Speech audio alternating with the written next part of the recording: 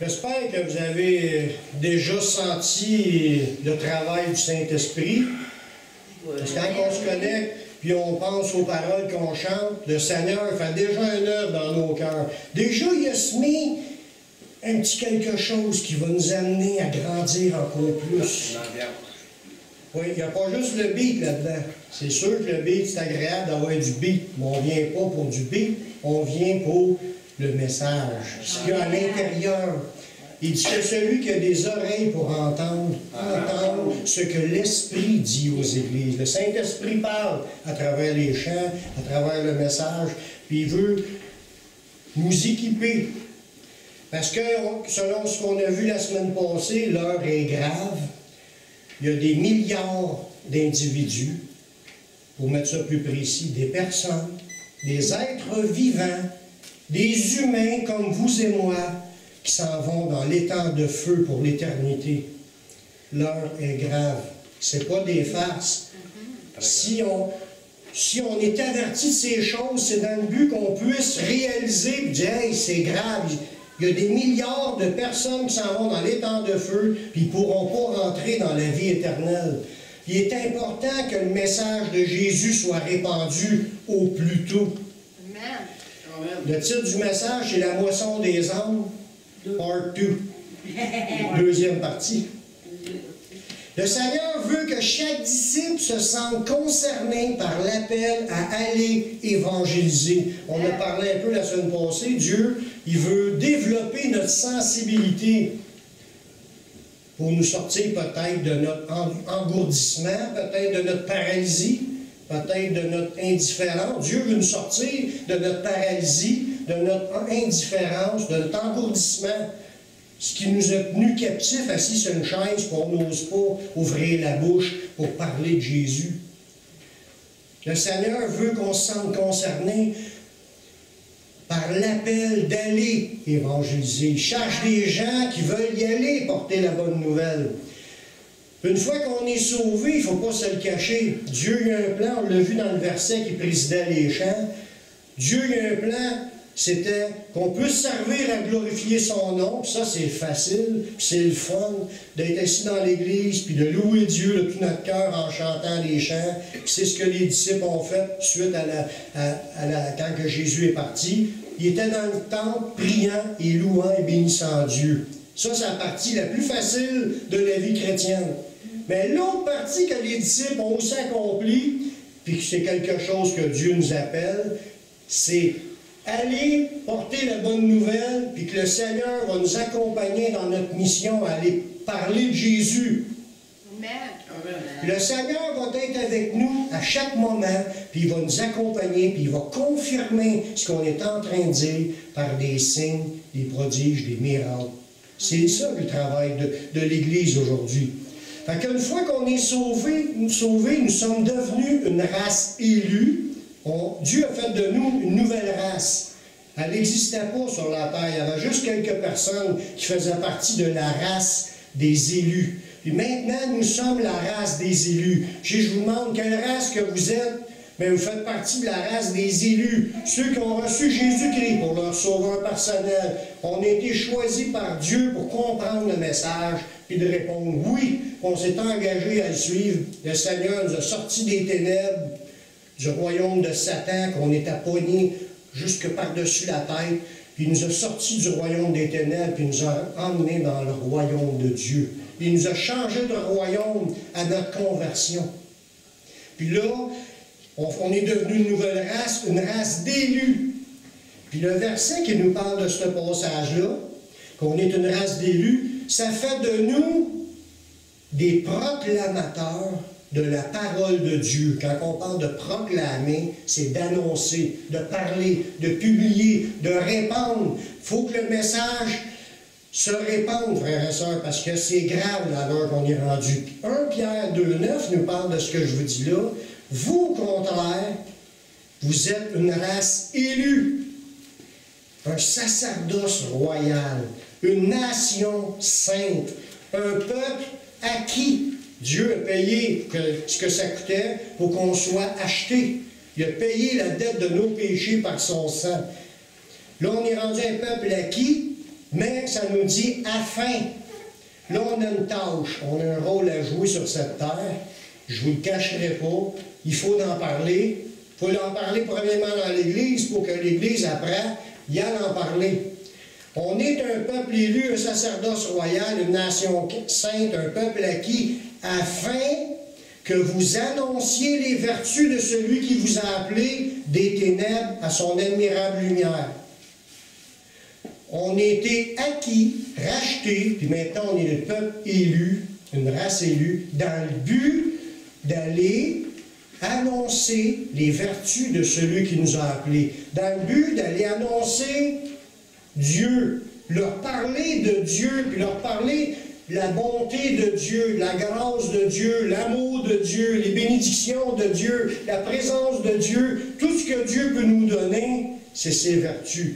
Fait qu'on a été sauvés afin d'annoncer les vertus de Dieu, comment Dieu est bon, comment Dieu est grand. Vous êtes, chacun de vous, un élu de Dieu, dans le but que vous allez parler aux autres et dire Dieu est bon. Il est venu me chercher dans la drogue. Il est venu me chercher dans la boisson. J'étais poigné, j'étais plus capable d'en sortir. Ma vie était une ruine. J'étais dans la débauche, j'étais en prostitution.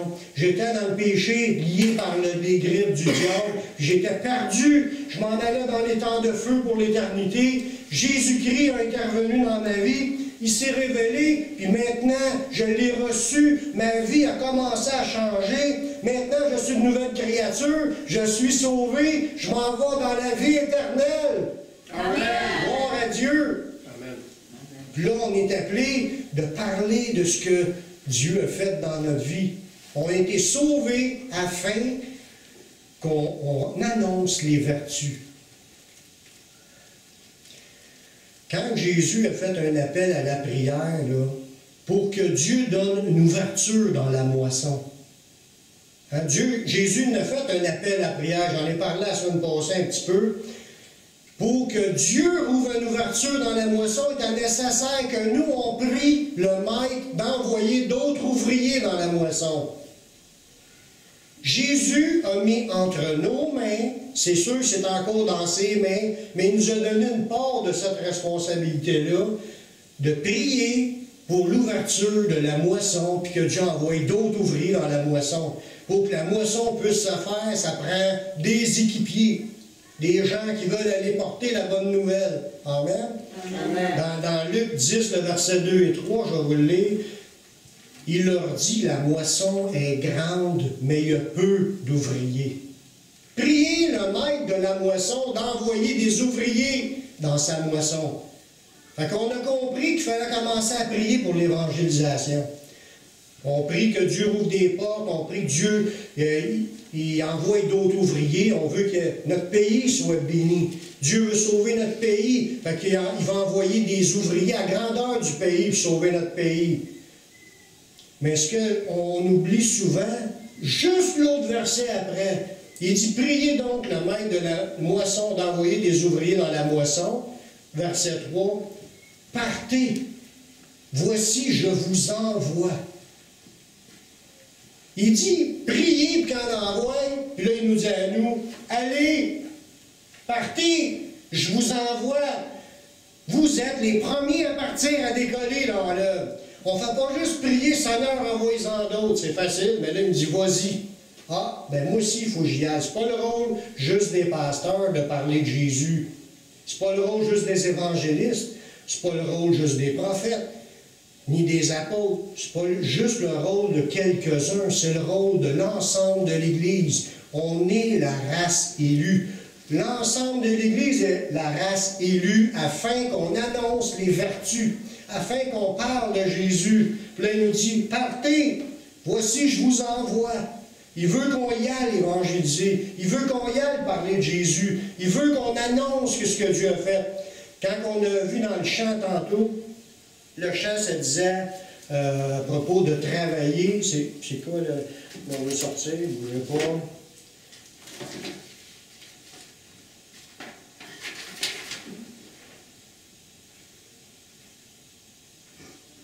Alors, je ne trouve pas de suite sur le coup. la phrase que je vous ai dit, de vous encourager les uns les autres, là, ça nous disait de travailler, puis que là, tu vas te renforcer. C'est une affaire semblable à ça. Si on est paralysé, puis on est assis, puis on ne bouge pas, on reste encore plus paralysé. Même physiquement, on a l'inactivité, quand on reste assis, on paralyse, on vient qu'on a mal partout, on a de la misère dans les articulations, l'humidité nous poigne. Mais spirituellement, c'est la même chose. Si on ne travaille pas dans l'œuvre, on paralyse spirituellement. Puis là, après ça, on regarde les bébites, puis là, on cherche des bébites. On a juste des bébites dans notre vie, des idées qui ne sont pas de Dieu. Dieu veut qu'on apprenne à s'investir, à travailler, à ouvrir une porte, à prier, à évangéliser. Quand tu es dans ton activité, premièrement, tu vas être heureux dans ton activité. Deuxièmement, tu vas être en train de faire ce que Dieu t'a appelé. Jésus il a appelé puis a envoyé ses disciples dans une évangélisation systématique. Ça veut dire quoi, ça, systématique? Ça veut dire que tu commences à évangéliser ici, là, puis tout le long que tu vas avancer dans ta vie, tu rentres dans une ville, par exemple, puis tu commences à parler à tous ceux que tu rencontres. Tu vas dans les parcs, dans les rues, tu vas dans du porte-à-porte. Là, tu passes à travers de cette ville-là, après ça, tu t'en vas dans une autre ville. Ça, c'est systématique. Le matin, tu commences, puis tu passes à travers. Jésus a envoyé ses disciples prêcher à toute la création, à toute créature. Il veut qu'on atteigne tout le monde. Puis regardez bien le sens de ce passage-là dans Luc 10, le verset 1. Après cela, le Seigneur désigna encore 70 autres disciples. Il y avait les 12 qui évangélisaient. Puis là, il manque d'ouvriers. Il en a désigné 70 autres qui sont partis à l'évangéliser. Et il les envoya 2 à 2 devant lui dans toutes les villes et dans tous les lieux où lui-même devait aller. 70 personnes, 2 par 2, tu prends chacune ville, tu as tout de suite 35 villes atteintes. Combien de temps que ça prend à passer à travers d'une ville puis d'évangéliser tout le monde? Puis le but est, Jésus envoie ses disciples partout ce que lui devrait aller, ou partout ce que lui voudrait aller. Il envoie ses disciples partout ce que lui-même irait. Ça veut dire que quand que Dieu nous a envoyé ça à Beauharnois, c'est parce que Dieu a l'intention de venir visiter Beauharnois. Amen. Si vous restez à Havelock, c'est parce que Dieu a l'intention de visiter Havelock ou Hemingford. Mercier, Châteauguay. Si vous restez à l'endroit où vous êtes, il a envoyé ses disciples à l'endroit où lui-même devait aller. Nous sommes ses disciples, nous sommes rendus ici. Ça veut dire que Dieu a l'intention de visiter l'endroit où vous habitez. Amen. Amen.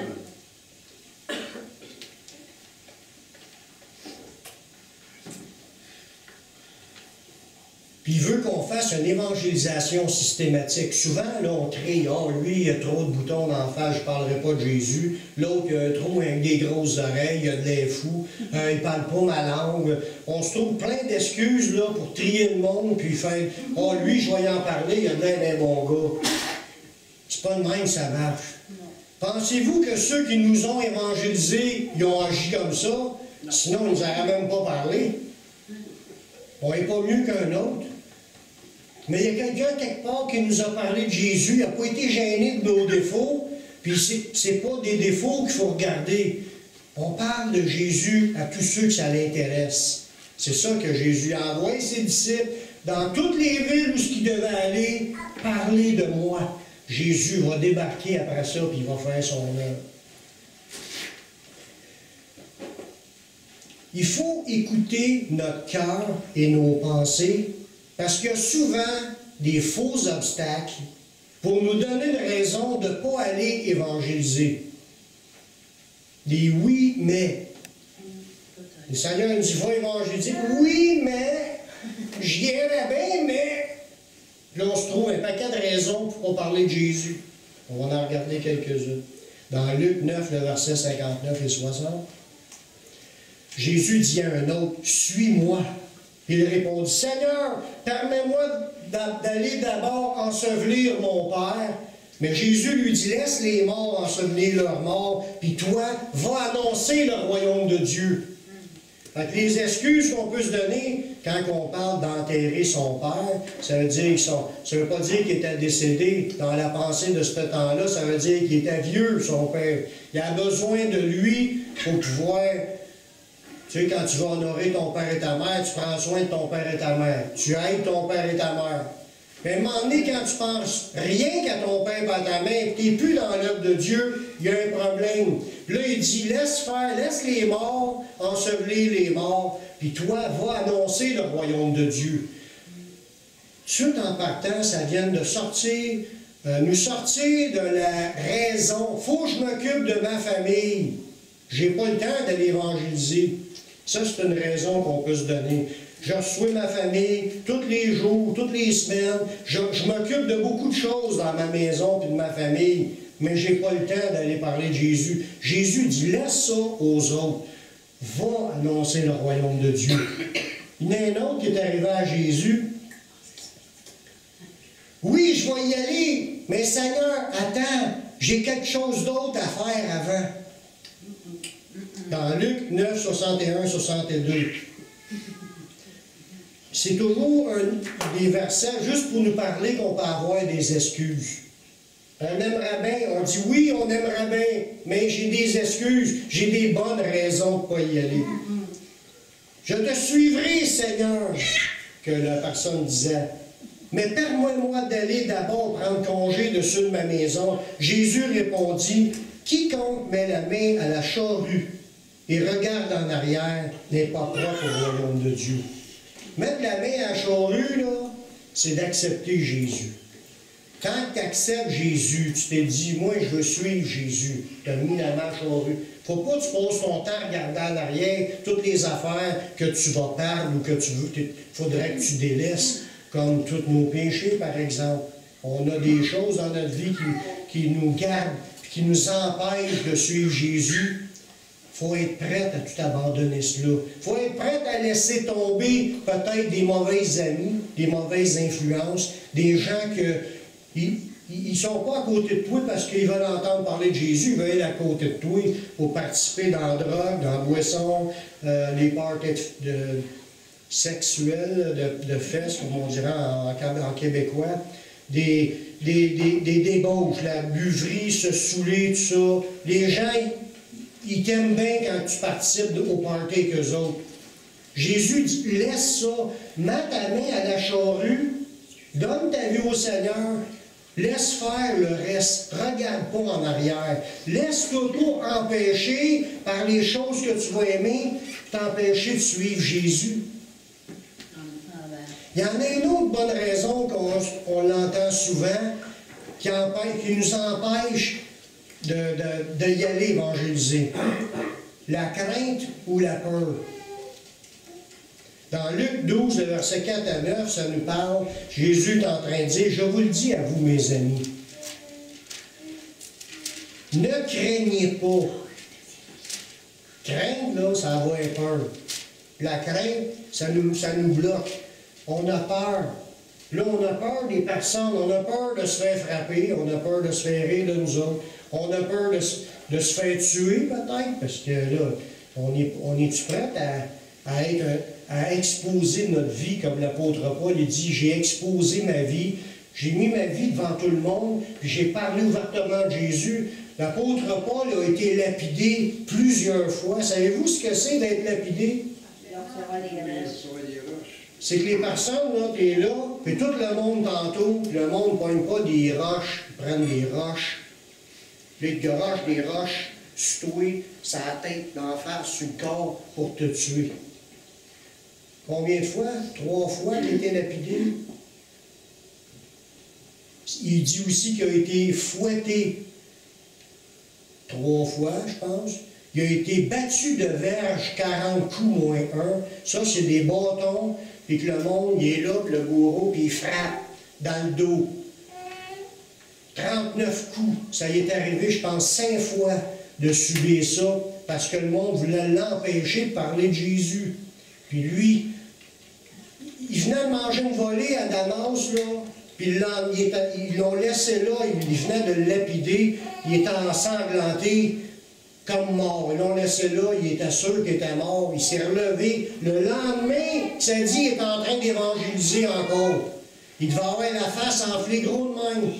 Il n'y avait rien pour l'arrêter, il n'avait pas peur de la mort, l'apôtre Paul. Jésus non plus, bien entendu.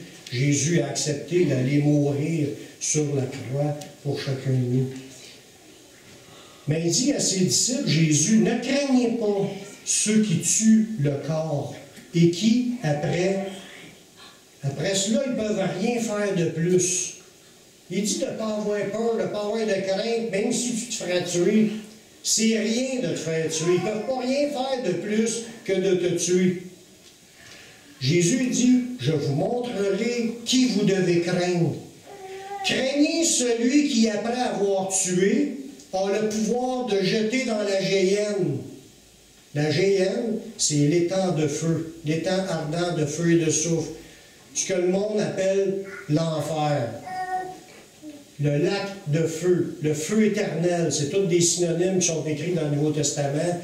Il y a plein de versets qui parlent de ça, des dizaines de versets qui parlent de ce lieu de souffrance éternelle, où ce que les pleurs et des grincements de dents, jour et nuit au siècle des siècles, où ce que les gens sont dans les ténèbres, où ce qu'il n'y a plus de lumière, il fait noir pour l'éternité, ils ne verront point la vie, le ver ne meurt point, où ce que le feu ne s'éteint point. C'est Jésus qui parle de ce lieu de tourment-là.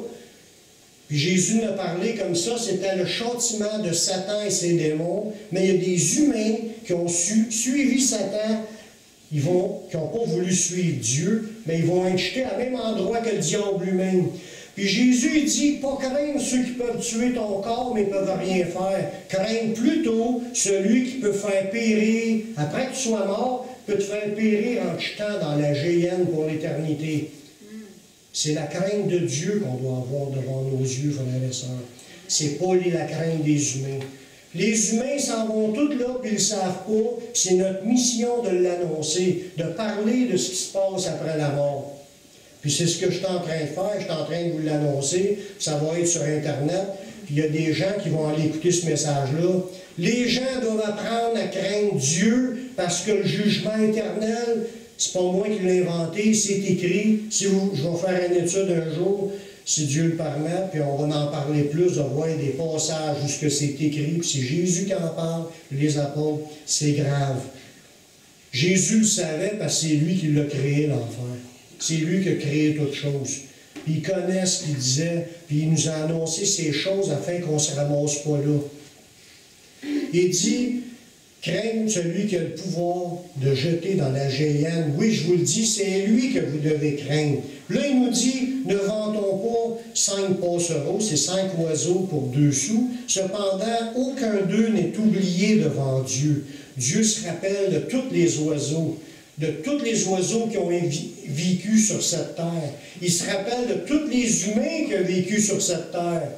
On ne pourra pas dire, j'espère qu'il ne me verra pas, puis que je vais passer par la porte en arrière, puis je vais pouvoir rentrer par un autre chemin que par Jésus. Il n'y a pas d'autre chemin pour entrer. Quiconque rentre par ailleurs, c'est un voleur et un brigand. Puis il n'y en a pas de voleur qui rentre dans le royaume des cieux. Il faut rentrer par la porte, puis cette porte-là, c'est Jésus. Il faut rentrer par la porte, frères et sœurs. Puis il dit, même les cheveux de votre tête sont tous comptés. Dieu nous connaît, bord en bord, beaucoup plus qu'on se connaît. Qui sait combien ce qu'il y a de cheveux sur la tête? On ne sait même pas le nombre de cheveux qu'on perd à chaque jour. Dieu, il sait, puis il nous connaît entièrement. Puis il attend qu'on aille à lui, puis il dit, crains-moi. Crains-moi, je suis celui qui va faire périr après. Il dit, ne craignez donc pas.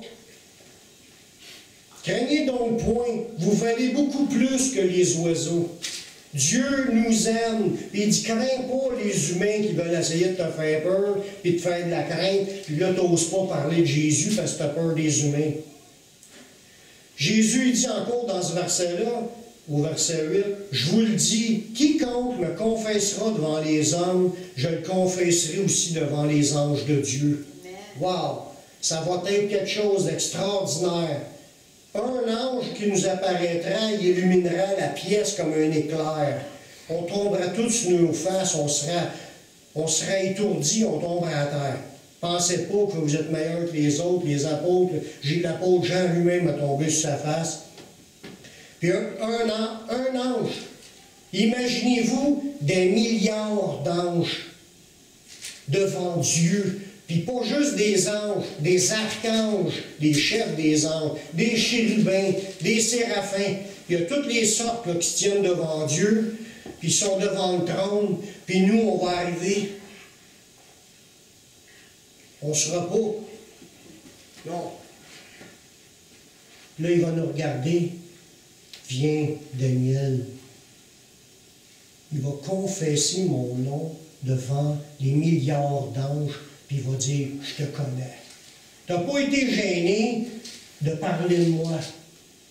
Tu m'as confessé devant les hommes, je te confesse aussi devant les anges de Dieu. Wow! Ça va être quelque chose de se faire dire que Jésus, il est content qu'on ait parlé de lui. Amen. Ça va être extraordinaire. L'autre verset, il faut tous les lire, les versets. Verset 9. Mais celui qui me reniera devant les hommes sera renié devant les anges de Dieu. On rentre dans l'éternité, là, dans la vie permanente. On n'est pas dans une vie permanente ici. On le sait tous qu'on va quitter ce monde. On va tous mourir. On va tous sortir de cette vie. On est juste en passage. On est venu au monde, on va mourir, après ça on rentre dans la vie sans fin. La vraie vie est après, pas présentement. Puis qu'est-ce que tu vas avoir fait de Jésus ici va avoir une répercussion éternelle sur ton éternité. Ça va être quelque chose, mais qu'on arrive l'autre bord. Puis la première chose, c'est quand on va arriver, est-ce qu'il va nous dire, viens, bon et fidèle serviteur, viens, Daniel. Tu m'as confessé devant les hommes. Tu as parlé de moi devant les hommes. Tu n'as pas eu peur de parler de moi. Ça parle dans le contexte d'évangélisation.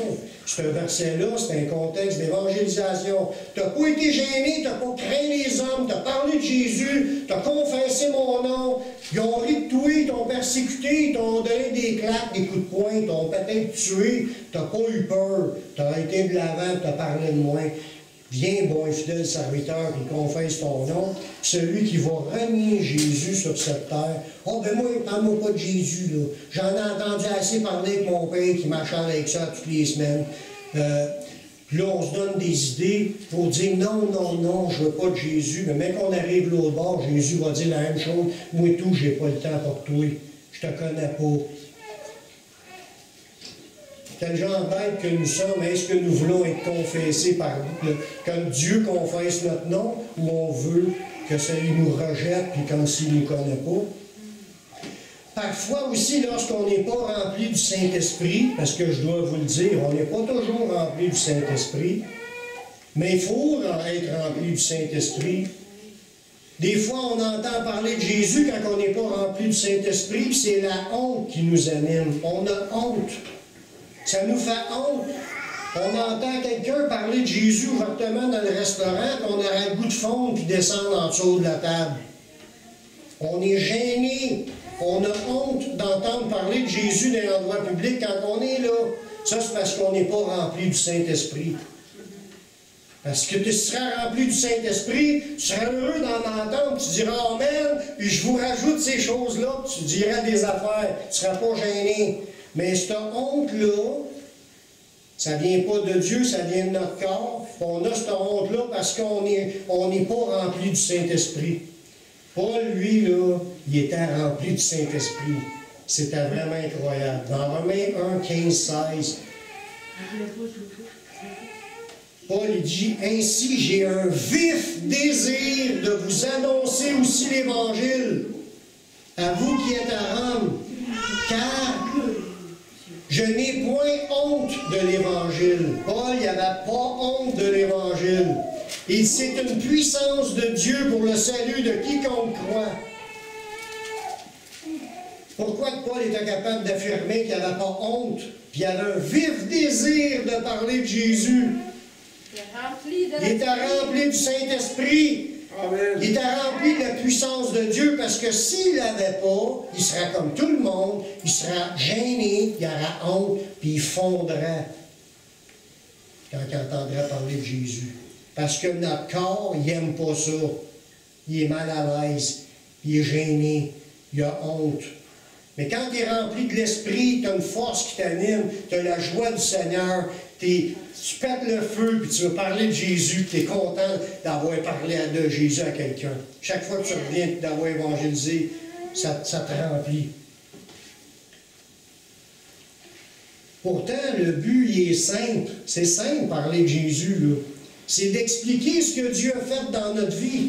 Tu n'as pas besoin d'avoir des diplômes de théologie, puis d'avoir un pan-mur couvert de diplômes parce que tu es un bac, tu as une maîtrise, tu as un doctorat, puis tu as fait 5 doctorats, puis les maîtrises en divinité, puis tous les bacs que tu voudras. Tu n'as pas besoin de tout ça pour parler de ce que Jésus t'a dit, ou ce que Jésus t'a montré, ou ce que tu as compris, ou ce que tu as vécu.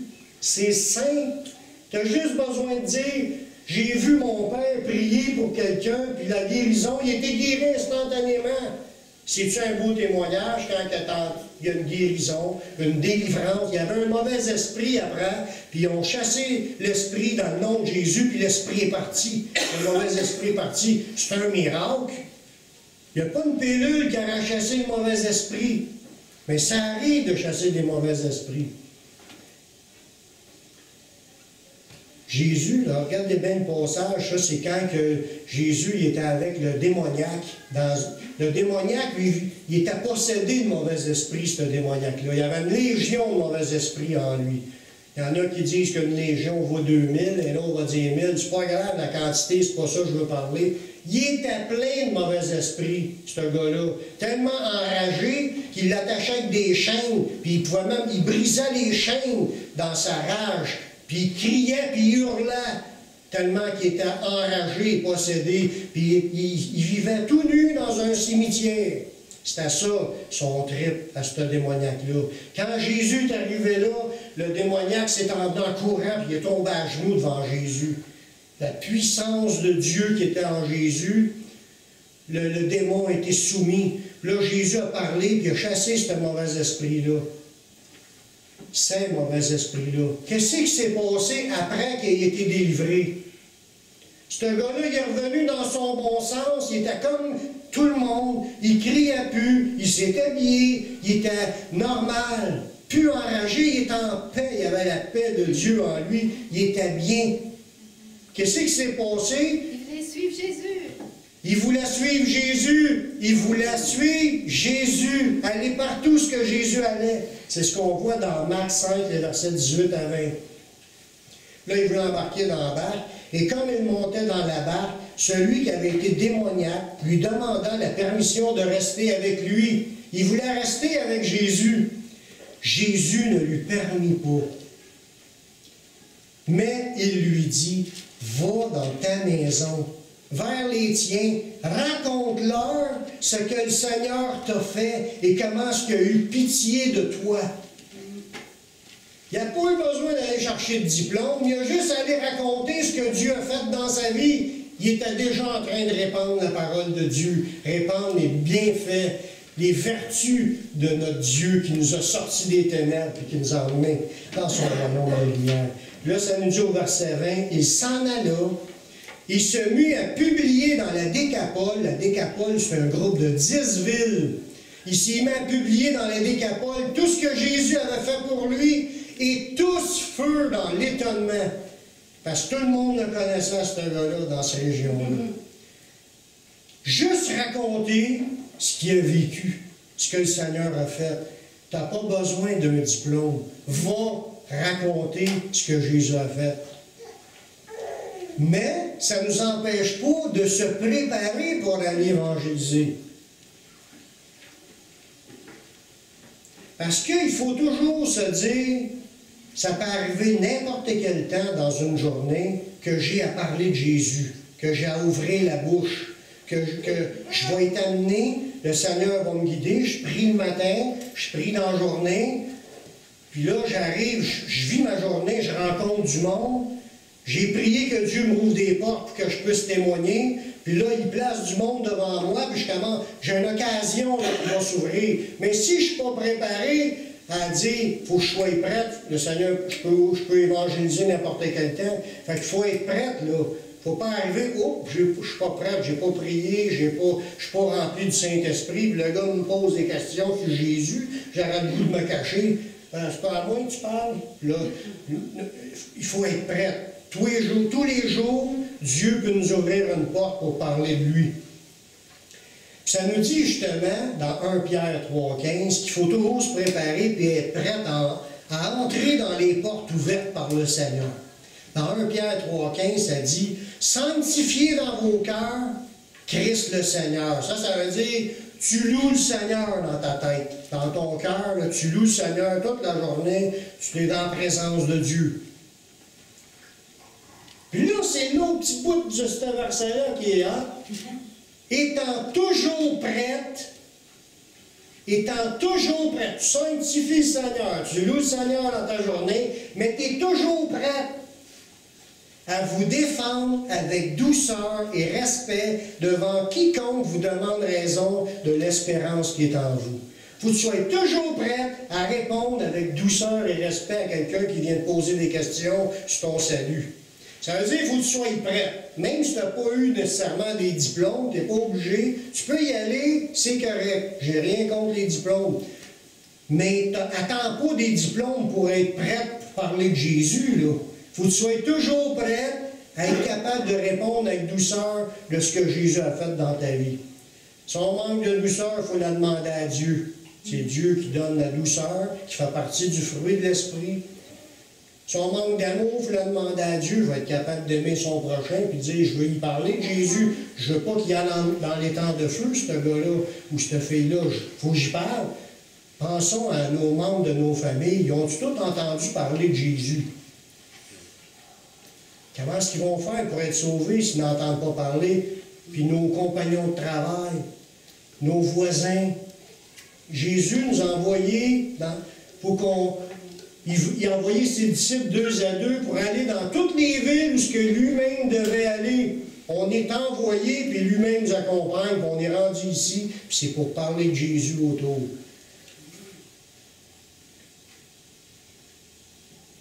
On n'est pas envoyé pour s'obstiner, pour mettre de la pression, se chicaner, mais de répondre avec douceur aux gens pour que les gens puissent comprendre le plan du salut. Si tu t'en vas là avec une brique, comme qu'ils disent, une brique et un fanal, c'est une expression québécoise, tes éclairs avec le fanal, tes frappes avec la brique. Là, la brique, ça la Bible, on frappe le monde. Ça n'amènera personne au salut. C'est pas en frappant le monde, en s'ostinant, en voyant des ostinations enragées, là, puis quasiment en arrivant au point pour essayer de se battre, là, puis de dire, tu vas-tu comprendre qu'est-ce que je te dis, puis accepte Jésus. Là, non, c'est pas ça, là. 2 Timothée 2, verset 24, nous parle justement de ce que je suis en train de vous dire là. Or, c'est 24 à 26, il ne faut pas qu'un serviteur du Seigneur ait des querelles. Les chicanes avec le monde pour leur parler de Jésus, vous allez le voir, il doit au contraire avoir de la condescendance pour tous, c'est-à-dire de laisser passer les autres en premier, être propre, enseigné, doué de patience. Il doit redresser avec douceur les adversaires. C'est qui les adversaires? C'est ceux qui chercheraient une occasion de s'ostiner. Parce que ceux qui écoutent ce que tu dis, ce pas des adversaires, ils veulent entendre. C'est ceux qui ne veulent pas entendre. Ceux qui sont pognés par l'ennemi. Les mauvais esprits sont après, puis ils ne savent pas. Puis là, ils s'ostinent quand tu parles de Jésus, puis ils voudraient embarquer dans la conversation, mais juste pour démolir ce que tu dis. Là, il dit, il ne faut pas que tu répondes avec querelle, puis la chicane, il faut que tu répondes avec douceur, patience, puis tu dois redresser avec douceur les adversaires dans l'espérance que Dieu leur donnera la repentance pour arriver à la connaissance de la vérité et que, revenus dans leur bon sens, ils se dégageront des pièges du diable qui s'est emparé d'eux pour les soumettre à sa volonté. Fait que si les gens sont adversaires, c'est parce que le diable les a capturés, puis ils sont esclaves du diable. Puis quand tu réponds avec douceur aux personnes, tu espères que Dieu va toucher son cœur pour qu'il comprenne le message. Puis que là, il va réaliser son état, puis il va demander pardon à Dieu avec repentance, puis il va demander à Dieu, puis avec l'aide de Dieu, sortir des griffes du diable qui l'a capturé. C'est par douceur, respect, patience, espérance que Dieu fasse de quoi, que tu amènes le message aux gens tout bonnement, puis tu espères que le gars va comprendre, puis il va dire « Ouais, c'est vrai que je suis pécheur. C'est vrai que je suis pogné dans la drogue, je suis pogné dans l'alcool, je suis pogné dans le sexe en dehors du mariage, je courroille les jupons, ou c'est vrai que je pense rien qu'aux choses de ce monde. Je ne veux pas servir Dieu. » Puis là, tu es pogné. Là, il va réaliser qu'il est pogné parce qu'il répond avec douceur. Puis là, il va dire « Seigneur, pardonne-moi de mes péchés, puis viens me libérer de tout cela. » Puis là, la personne va crier à Dieu avec repentance, puis il va se dégager des pièges du diable, puis il va devenir libre de servir Jésus-Christ. Amen. Gloire à Dieu. Il y a différentes approches pour évangéliser. Je vais faire ça rapidement. J'ai vu 4 manières qui ont été utilisées dans le Nouveau Testament pour parler de Jésus. La première, c'est en profitant d'un miracle puis d'expliquer une promesse de Dieu. Admettons, tu es dans une situation, il y a un miracle qui se produit. L'exemple, c'est Pierre, lorsqu'il y a eu la Pentecôte. C'était puissant quand la Pentecôte, le Saint-Esprit est tombé comme des langues de feu, qui est tombé sur chacun de ceux qui étaient là à Pentecôte. Tout le monde s'y met à parler en langue dans la pièce. Il y a 120 personnes dans la pièce en train de parler en langue. 120 qui parlaient en langue, qui avaient l'air d'une gang de gars chauds. Ils étaient tous remplis du Saint-Esprit. Ça avait fait comme un vent tellement fort qui s'était produit dans la pièce. Il était au 2e étage d'un appartement. Que le monde qui était dehors, il y avait une fête à Jérusalem, il y avait des milliers de personnes qui étaient là, ils se sont rassemblés tous sur le bord de la porte pour venir voir qu'est-ce qui se passe dans cette maison-là, tellement que c'était impressionnant, puis ils voyaient tout le monde parler en langue puis glorifier Dieu. Ils avaient tous été baptisés du Saint-Esprit. Pierre, il sort dehors, puis il rouvre la bouche pour leur expliquer, ils ne sont pas ivres comme vous le pensez. Mais c'est une promesse de Joël qui a promis que dans les derniers jours, on recevrait le Saint-Esprit, puis qu'il y aurait des miracles, etc. Il s'est servi de ce qu'il était en train de vivre, la situation miraculeuse, puis il a ouvert la bouche, puis il a expliqué la situation miraculeuse en donnant le verset, puis après ça, à la fin de sa conclusion, de son explication, il leur a dit de se repentir.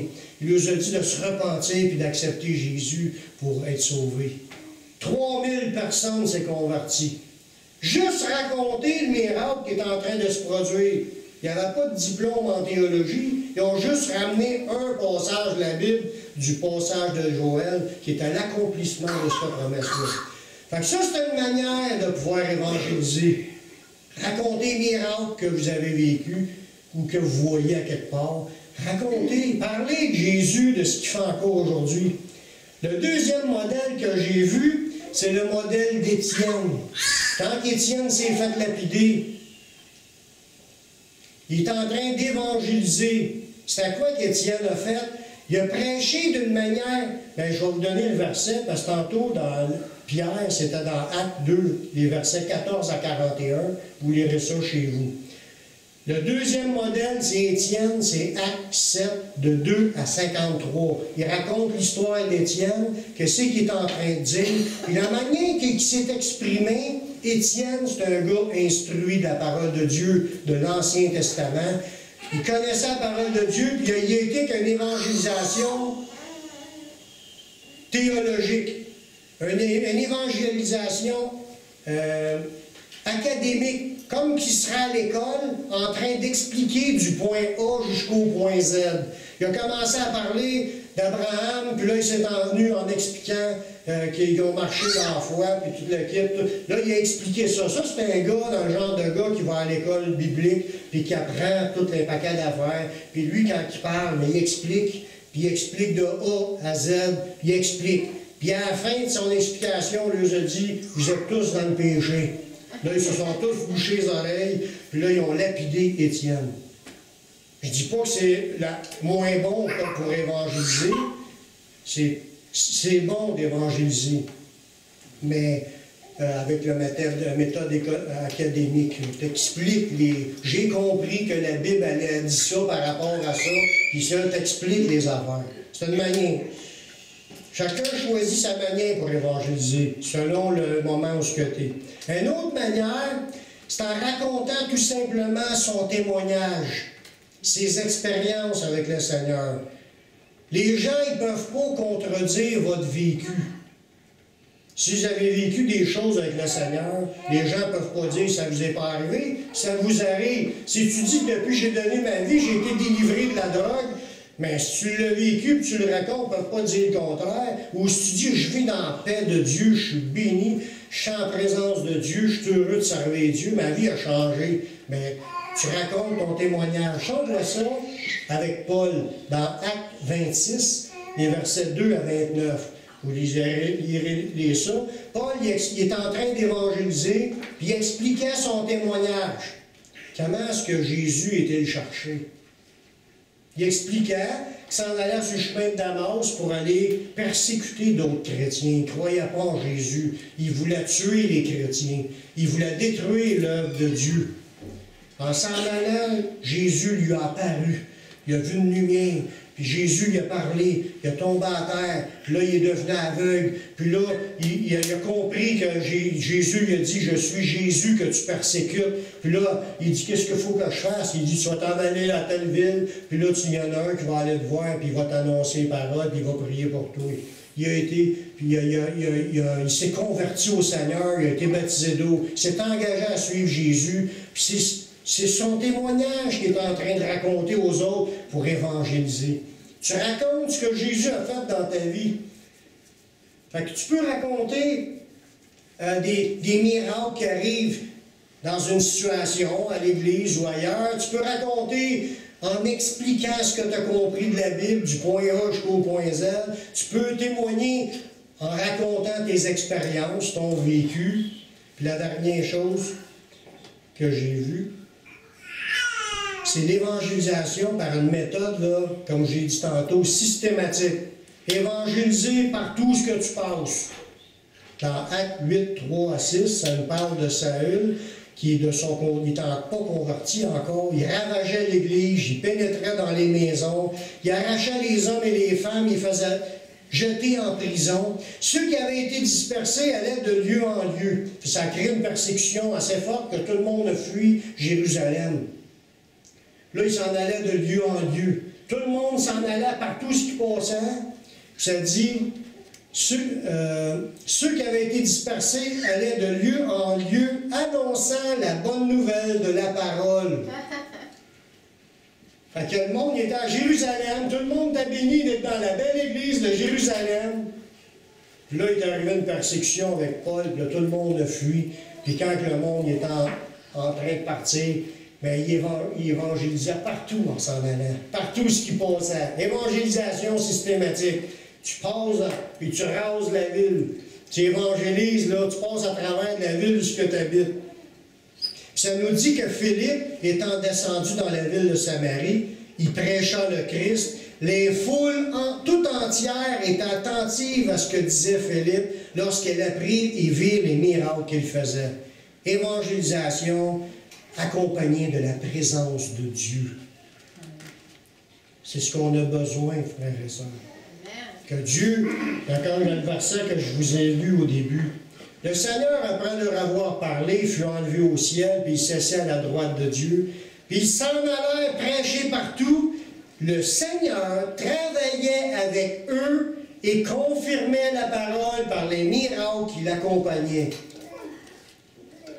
Fait que Jésus accompagnait ses disciples dans l'évangélisation, mais ça nous dit que Philippe aussi est accompagné parce qu'il se passait des miracles incroyables.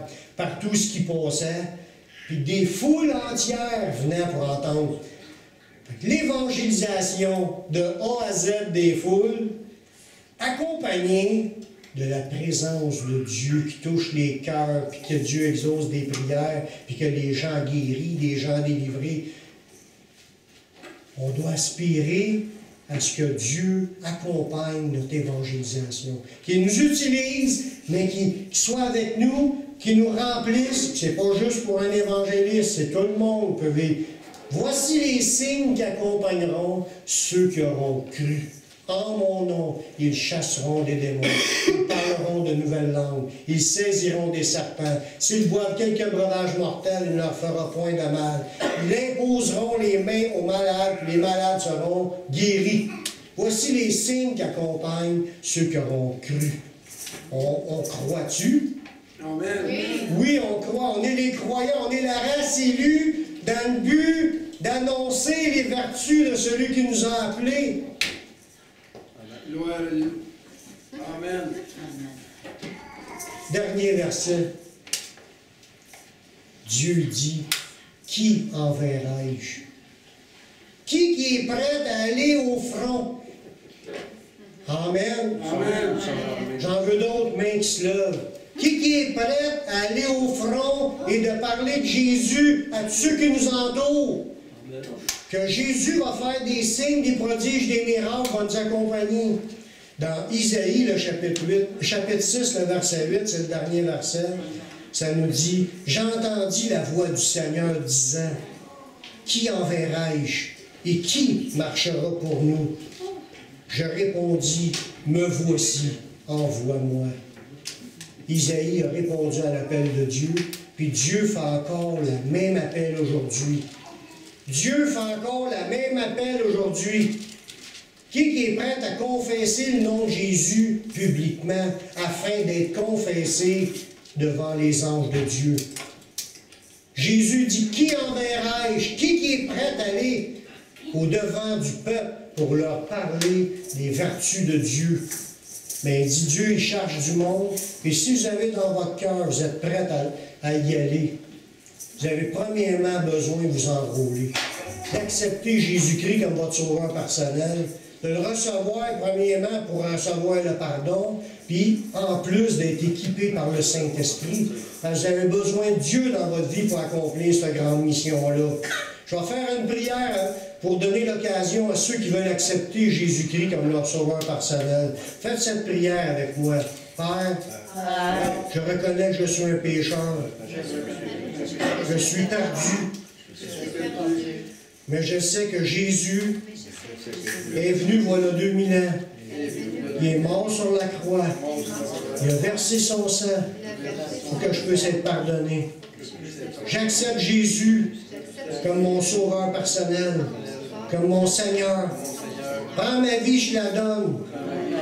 Je veux te suivre, je veux te servir tous les jours de ma vie.